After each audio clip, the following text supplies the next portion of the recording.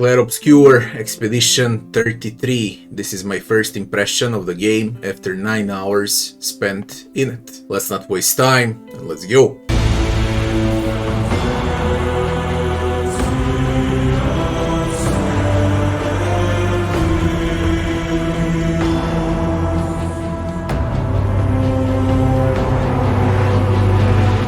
So, this game has one of the strongest openings, one of the strongest prologues that I've seen in the video gaming history.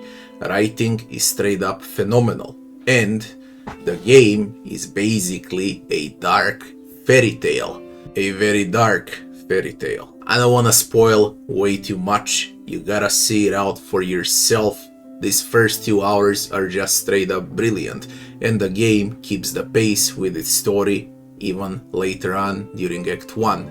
That would be my first impression of the game. I don't know if they're capable of holding on to this phenomenal writing throughout the entire game, but it was a very strong start. Plenty of people call this game a jrpg, even though it's French RPG, but you cannot deny that this game copies Persona 5 in every single aspect of the gameplay. So this is basically a more serious Persona 5. I hated Persona 5 because it was anime and it was dragging your time like crazy, while this game values your time as a player.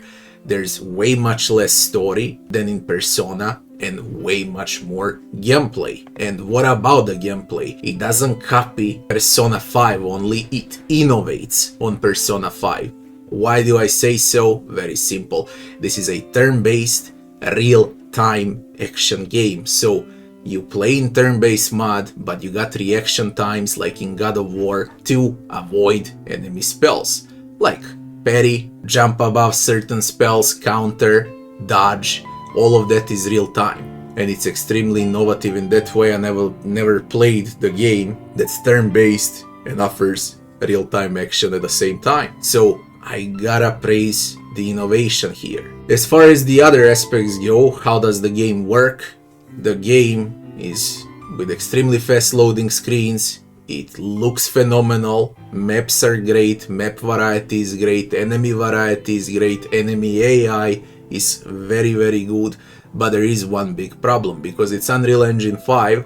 The game wants to stutter, and when the game stutters and you are playing the game with reaction times, so you can dodge and parry, a lot of times you will fail dodge and parry and get one-shotted. Because I'm playing on expert difficulty, I usually get one-shotted because of the stutters. Very simple, the game doesn't accept commands for parry and you die like an idiot. I hope they're gonna optimize this game a bit more in the future, because it really relies a lot on reaction times, like executions work in God of War. Music is straight up phenomenal in the game, atmosphere is phenomenal, everything is top notch, at least that's my first impression.